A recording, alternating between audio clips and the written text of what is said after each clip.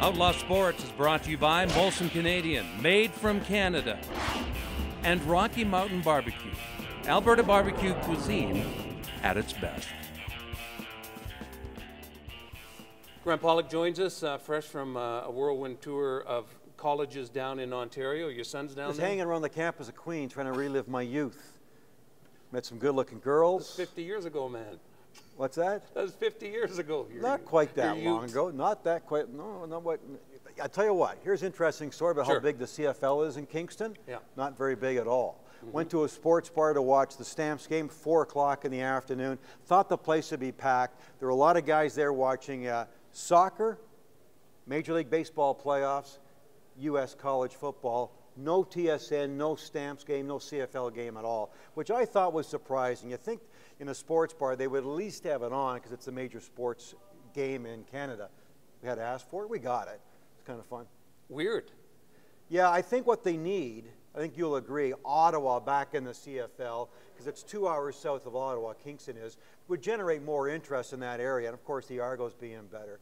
But a lot of things in the East, what we like in the West, clearly the CFL is huge in the West, here especially, but in the East, not so much. Leafs.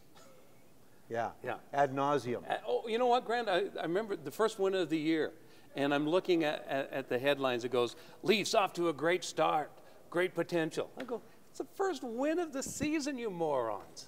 But get over it. But it's huge. It is kind of bizarre because there's just so many people in that area that I hate to say it's a religion. It's almost like a cult. Yes, yes, almost the Antichrist, if you will. That they go for it. That they're they're like zombies that go to the Leaf games and cheer for them, and that's big all over.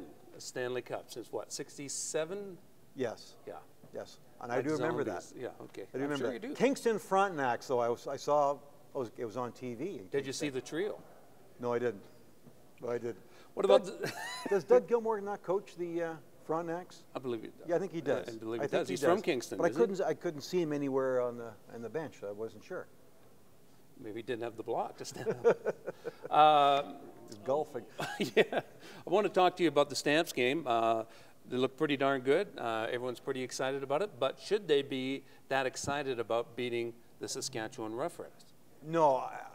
The Calgary Junior Colts play the Regina Thunder. I think the Regina Thunder could have given the Stamps a better game than the Riders. So what I was happy about that the Stamps felt good about themselves again, because I was with a couple of players this past week on some community involvements, and they were really down. This guy was really concerned about what was going to be happening with the team this week.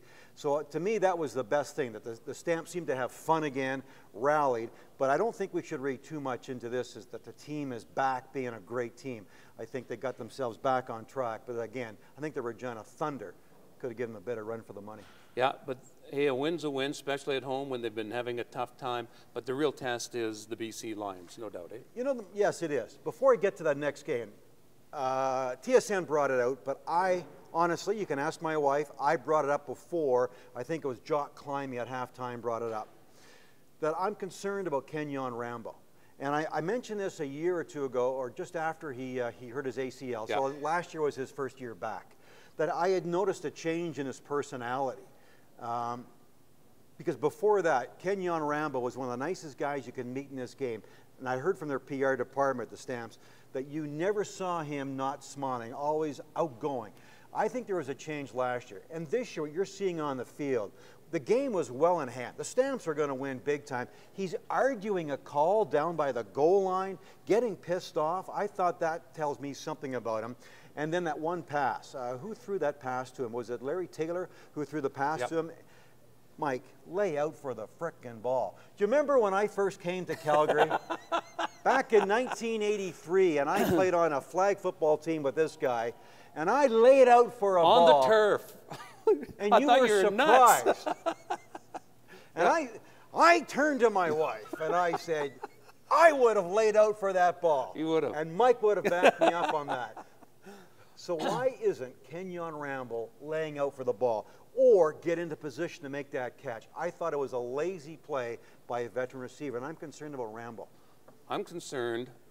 I asked one player I asked one player, I'm not going to say he's on the roster now, but he played under Hufnagel and he's played under Wally Bono. And I said, what's the difference between those guys? He goes, Hufnagel makes a lot of noise and threatens people with fines and suspensions, but doesn't go through with it. Wally, if he threatens you, he does it.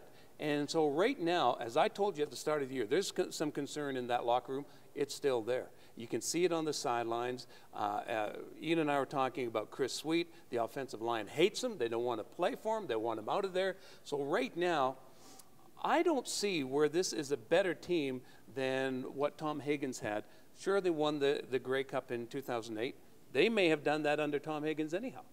Maybe a little bit more depth. Maybe. Maybe a bit more better, some better Canadian talent, I should say. Well, the Canadian talent's awesome here. It is very good. Yeah. Yeah, and it wasn't a couple of years ago, but it is now. Yeah. So let's explore that, because so you think Rambo should be chastised for not going for that ball or for his outbursts on a meaningless play. Sure. To me, he should be fined or chastised. Well, it looked like he took a swing at one of the officials there. I think Hufnagel did go after him on the sidelines. The cameras did catch that. He did, yeah. So to me, that is one concern, though, is that the Stamps don't, to me, their passing game, it doesn't scare me at all if I'm the opposition.